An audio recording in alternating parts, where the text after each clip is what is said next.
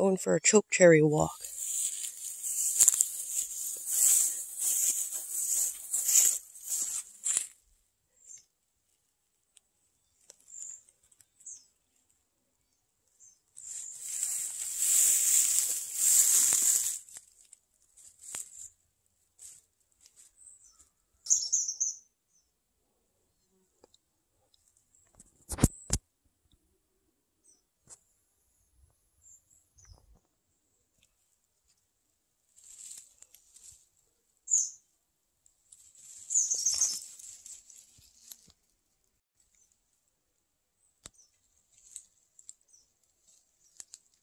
Choke cherries.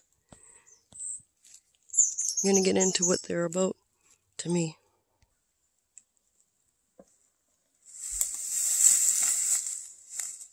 See, some of them aren't ready yet, and some of them are. Just to pluck them off there. If they're all ready, they'll all just fall in your hand. But some of them still look the color of grapes. You want them to look more darker than this. So I'm only just taking a few. I'm going to do a small batch of cough syrup, which is, I target the lungs for a good friend of mine who's had COPD for many, many years. And my choke cherry recipe one year I came up with seemed to be really helpful. So haven't had choke cherries in a few years. It all depends on the spring, whether or not you'll have choke cherries when there's flowers on them and they bloom. If they don't get frostbitten, you're good to go usually for berries. But so this year's is berries, and I'm going to be able to make them into things. I like to make jellies because with these kind of berries, inside them there's a pit, and the body, there's some kind of chemical inside the pit that if you ingest it, it turns to cyanide inside the body. And the body just makes it into cyanide. And so it can be like a slow death. So you don't want to be eating them right off the... And most people say, oh, they're poisonous, don't eat them, yada, yada, yada. Well, you can make jellies out of them. So if you can make jellies out of them, you can also make syrups out of them. Because you're not going to be eating the berry, you're going to be just using what you need from it in your recipes. And the choke cherry, it comes in the rose family. The rose family is a fairly large family. I've learned the choke cherry, the Saskatoon berries, the plum, which is the plum tree, strawberries and raspberries are also in the rose family. And then, of course, the rose. And then there's other varieties of cherries, like the wild black cherry berry that's out here, too. And I think the huckleberry possibly runs in that family. But anyhow, definitely the choke cherry. So if the choke cherry runs in the rose family, to me, it's going to have lots of vitamin C. Lots of goodness that you want to take from it. And they do juicing with it. And they call it a wonderful antioxidant juice and such like this. Well, yeah. And, I don't know, they do a lot of different things with it anyways. But what I like to do is make my jellies if I have enough. But I always make a good COPD lung remedy. And then I give it to a couple people that I know that are dealing with this. But mainly for my main friend. Hi, Debbie. Love you. Anyways, push pause for a second.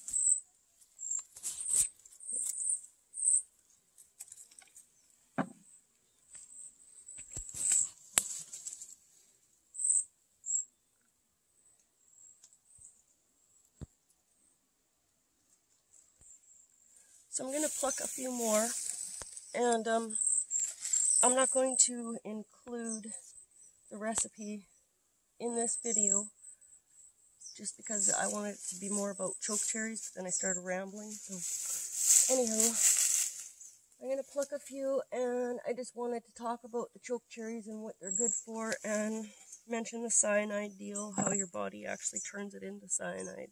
just the pit. So don't ever eat these. Just turn them into great cough syrups. It's not really like a cough syrup, it's like an everyday remedy that I end up making, and I use honey and such. So if you're interested in that, I may do a video for that too. There's just so much. I'm harvesting so much and doing so much at this time of year that... Okay.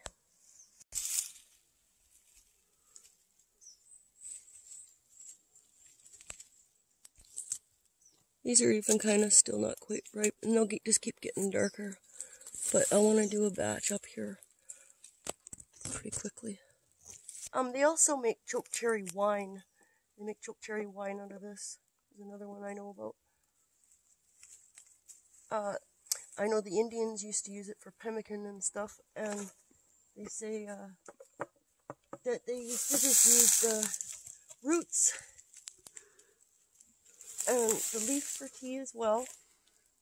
But because the choke cherry they found poisonous that way, they kind of stayed away from it, other than bashing it for what you call pemmican and such. So they did use them, and that's pretty cool.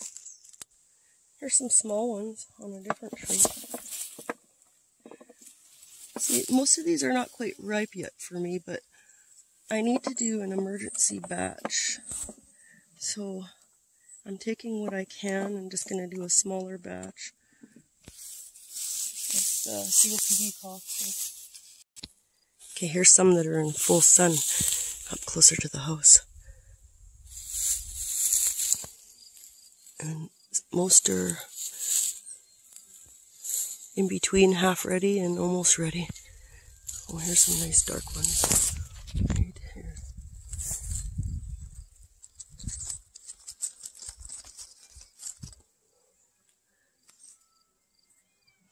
Couple light ones.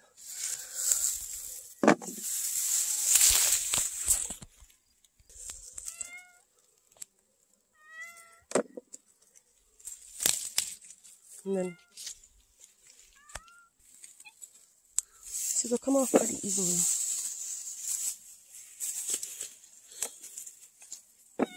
And what you want to do is wash them up, of course.